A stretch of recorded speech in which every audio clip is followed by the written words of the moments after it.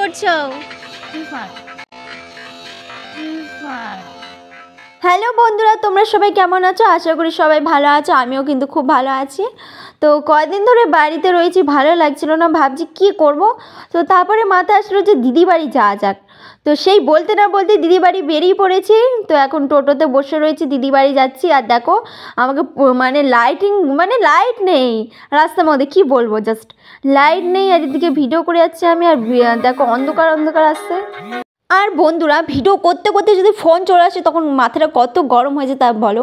এখন কিন্তু আমার ফোন চলে এসেছিলো, জাস্ট একটু কি বলবো, হচ্ছে ডিসমিস হয়ে আছে, যাই বলো, ডিসমিস হয়ে গেছিলো। জাস্ট কথা বলছিলাম আর তখনই ফোনটা চলে এসেছিলো।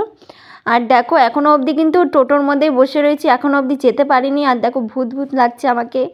আর এখানে তো রাস্তায় বলতে গেলে লাইটই নেই, তো কী করবো বলো। এইভাবেই ভিডিও করছিলাম। তারপরে ফোনটা মুখের সামনে ধরেই কিন্তু একা একাই যাচ্ছিলাম। কী করবো, আমার তো আর কোনো সাথী নেই যে তাকে নিয়ে যাবো বলো। যদিও কেউ থাকতো তার সাথে কিন্তু গল্প করতে করতে যাওয়া যেত।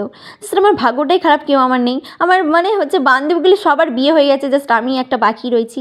তো অন্ধকারের মধ্যে কিন্তু হচ্ছে ভিডিও বানাতে বানাতে তাও যাচ্ছিলাম, কি করব।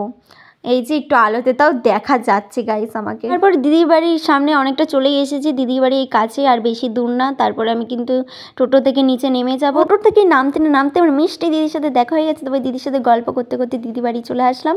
আর দেখো দিদিদের এই লাইটিংয়ে যাই, আমি বলছিলাম দিদি আমি আর তুই কিন্তু অনেক করে রিলস বানাবো এই লাইটিংয়ে। তো রিলস কিন্তু বানিয়েও ছিলাম, তো তোমাদেরকে দেখাবো। তো এখন আমি যাবো আমার দিদির ছেলেকে দেখতে। কি করছো? তাই ফ্রি ফায়ার গেম খেলছো?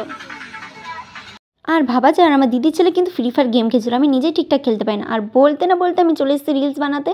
তো ভিডিওটা কেমন লাগলো অবশ্যই আমাকে জানাবে।